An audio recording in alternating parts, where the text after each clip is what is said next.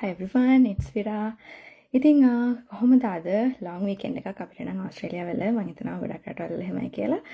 ඉතින් මට අද කතා කරන්න ඕන උනේ ඇත්තටම ගොඩක් අය overthink කරන topic එකක් ගැන. ඒක තමයි ඔයගොල්ලන්ගේ plan B එක.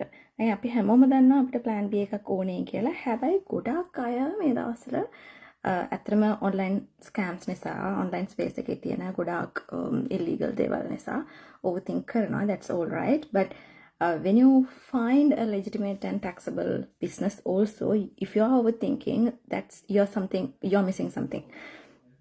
I think මේ business එක මම හැමදාම කියනවා වගේ 100% legitimate taxable business එකක්. ඉතින් ගොඩක් අය මේ දවස්වල මගේ page එක through මාව reach out කරනවා business එකේ details අහගන්න.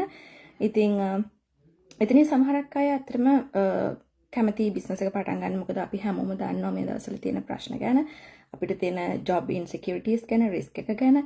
ඉතින් ඒ හැමෝම කැමති තමන්ගේ financial security එක හදාගන්න plan B එකක් through.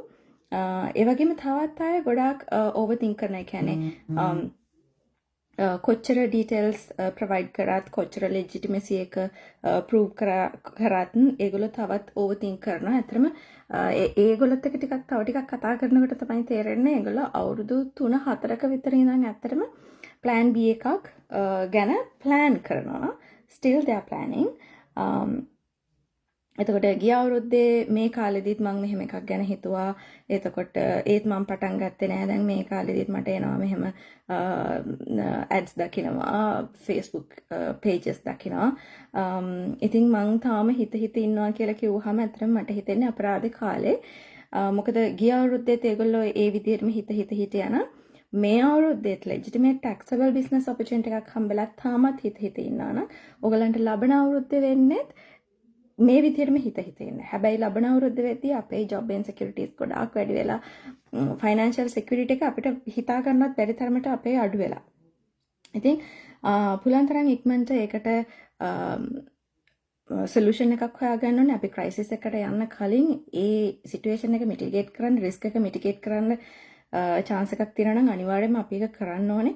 මොකද crisis එකට ගියාට පස්සේ අතරම අපිට හරිම decision එක ගන්න බැරි වෙන්න පුළුවන්. මොකද panic වෙලා ඉන්නේ.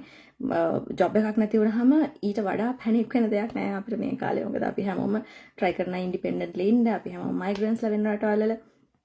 ඉතින් එහෙම බලද්දී දෙන්නගෙන් එක්කෙනෙක්ට partners ලා දෙන්නෙක් ඉන්නවා නම් දෙන්නගෙන් එක්කෙනෙක්ට job එකක් නැතුව යනවා කියන එක ඇත්තටම අපිට afford කරන්න අමාරුයි.